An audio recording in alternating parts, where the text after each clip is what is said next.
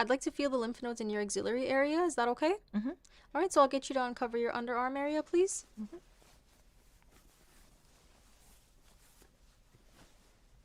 Just gonna tuck this in. Thank you. And is it okay if I touch your underarm? Mm-hmm. Okay.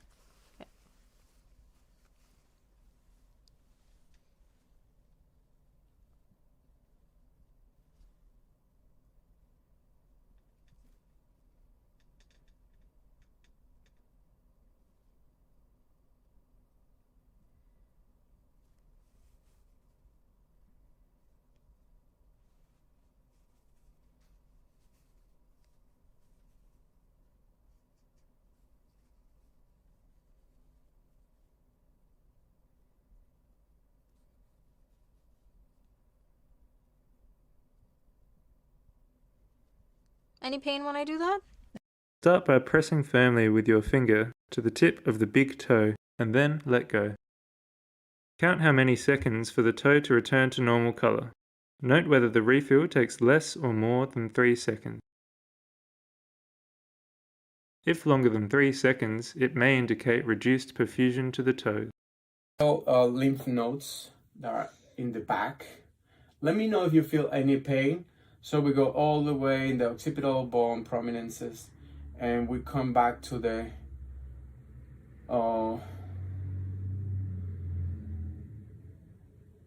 post-auricular lymph nodes. We come back to the pre-auricular lymph nodes. We go back to the cervical nodes, the submandibular lymph nodes, and the mental lymph nodes. Coming down to all the cervical posterior lymph nodes, you locate the sternocleidomastoid muscle, and they are posteriorly and anteriorly.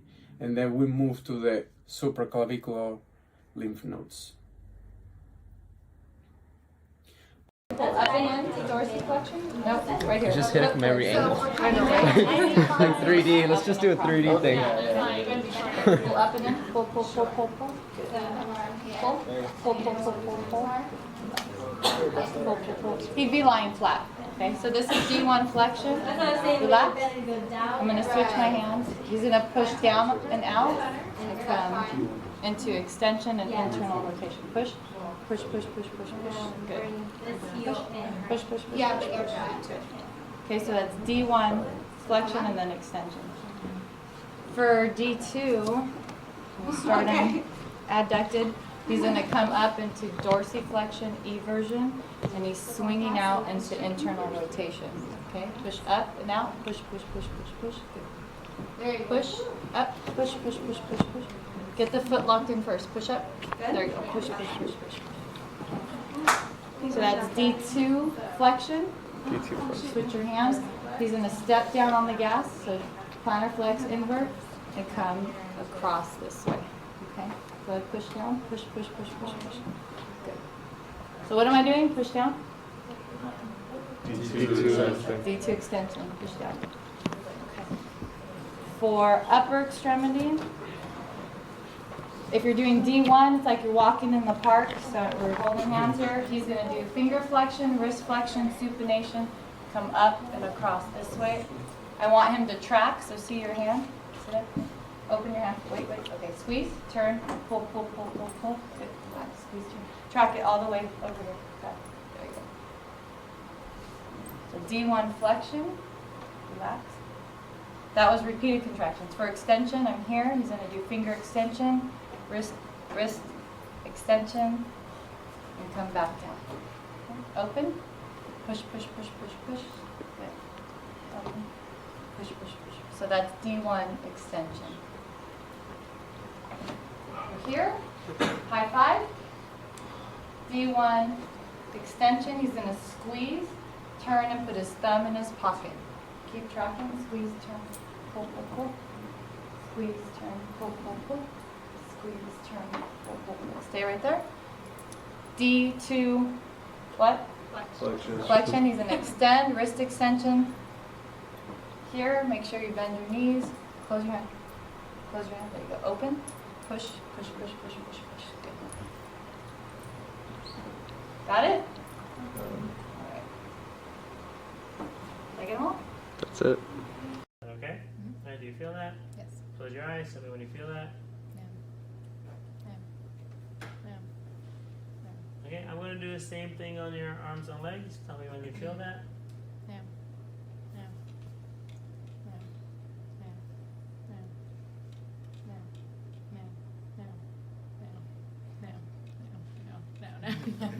Right? I'm just going to do upper, but you do the same thing for lower. Okay, that's pretty good. Now what I'm doing, tell me, do these feel the same? Yes. Yes. Okay, I'm going to take your finger, okay? Tell me when I start moving it, okay? No. Open your eyes, okay? This is up and this is down. You're going to tell me when it's up and when it's down, okay? Okay. Up. Down. Yeah, that's okay. Just relax for a second, hold there. Alright? We find our muscle belly, make sure she's relaxed. Right? Make sure we get our contraction. Relax your arm. Right? She's there. Relax your arm. No, that one's hard to relax. Alright? You gotta make sure she's relaxed. Right? And we get a little bit of contraction. You'll do that bilaterally and for arms and legs. Okay? But that's how we're gonna blend our facial screen, so we just remove we don't have to explain a second time. Okay? So we're going to do that, and that's how we blend into all of our sensation, proprioception, kinesthesia, and reflexes. I only did one side, right? I only did the upper extremity and reflex one side. That took me less than a minute, right?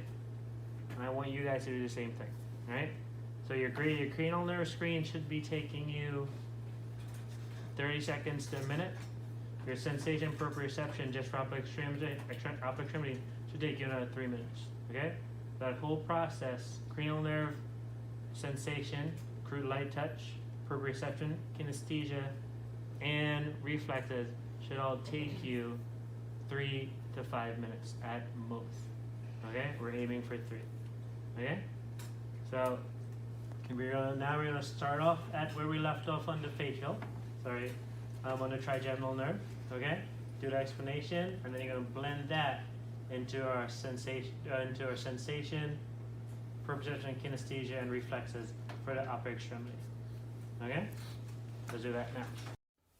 The next fascinating set of muscles are in the thenar eminence, which is the set of small muscles that give us the unique movements in our thumb, which allow grasping and apposition of the thumb. So in other words, where the tip of the thumb comes into contact with the tip of the fingers.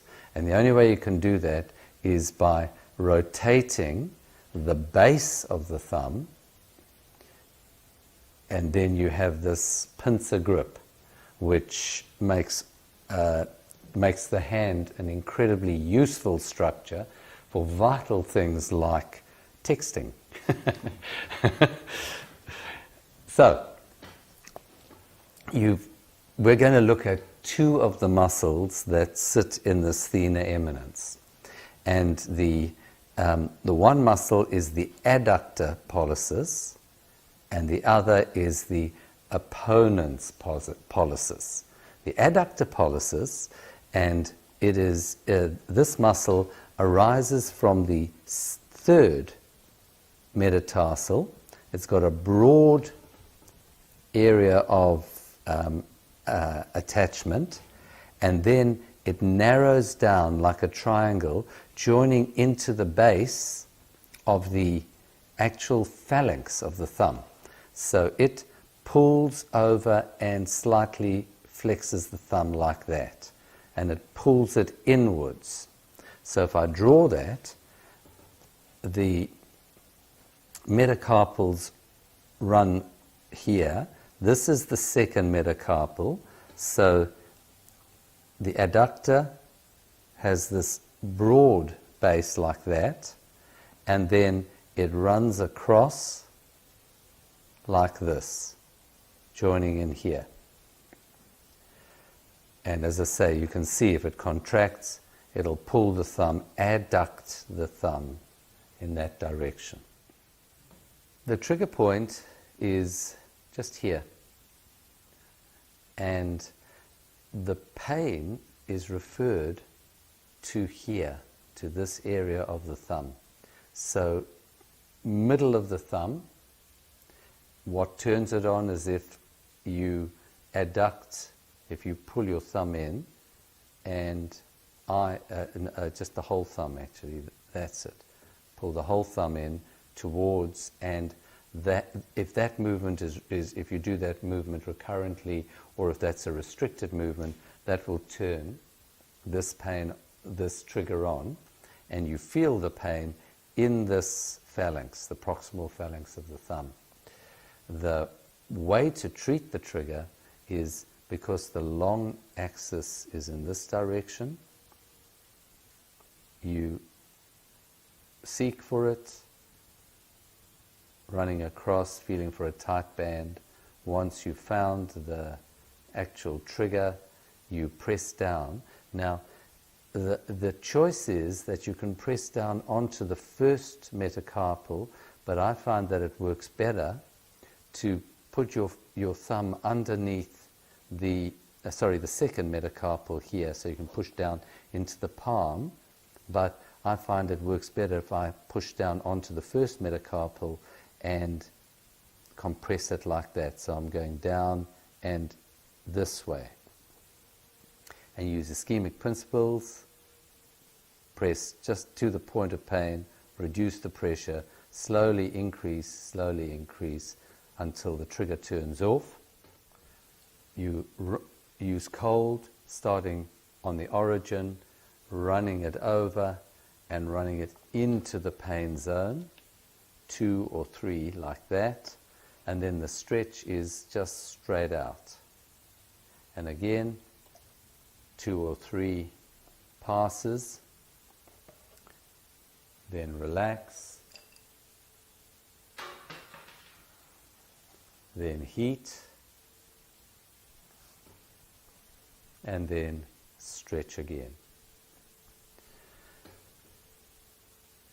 The next muscle is probably the most important muscle in the thumb, because it is the one that rotates the base. Now that arises from the retinaculum that runs across the top of the carpal tunnel. So it arises from here, and it runs along like this, and it wraps around the first metacarpal. So it comes like this and wraps around like that. Origin is here, and the muscle is like that. The trigger point occurs here. And in fact, I know Travell and Simon speak of one trigger point. I often find 2 or even 3 trigger points in this muscle. And it's a very, I found a common trigger point, or these are common trigger points to find. And it originally was called Weeder's thumb. So in people who are manual, who spend a lot of time doing stuff and pulling and pulling and pulling, or doing recurrent work, this is a common trigger to get. The place you feel your pain is down here. So in other words, you feel it over the joint, or you feel it going into the thumb. You don't feel it often where the muscle is. And that's again the catch, because to get osteoarthritis in this joint, which is the most important, the carpo-metacarpal joint, the first carpo-metacarpal joint of the, this is the important joint of the thumb where the rotation and opposition, the opponents, the apposition of thumb to fingers for the pincer grip. This is where a lot of people get osteoarthritis. So they will come in, they manual, or they do lots of stuff with their hands, knitters also get this. And then you do an x-ray and they're not actually terribly tender over the joint, but that's where the pain is. And what's missed is this trigger or these little triggers in there. And the way that you treat it, again, searching for it. And what I tend to find is that the long fibers are this way, so I'm searching across like this. I feel a tight band, I search and I find the trigger, and the trigger is I come in and I push against the metacarpal. So I come in, push against the metacarpal using my thumb behind. These are often exquisitely tender, so immediately back off and just breathe, relax, increase the pressure slowly until it melts away. Now, to stretch this muscle, what you need to do is not only go that way, but you need to pull it back. So you can see that I put my hand around the thumb and I'm rotating it because it rotates this way. I'm rotating the thumb back and I'm pulling it in a plantar flexed way. Sorry, in a dorsiflexing it. So I'm dorsiflexing, rotating and pulling back like that. Cold tends to be really effective for this, starting here, running across into the pain zone. 2 or 3 runs, stretch, in the stretch position, 2 or 3 runs again. And then heat, and then repeat the stretch. And there you have it.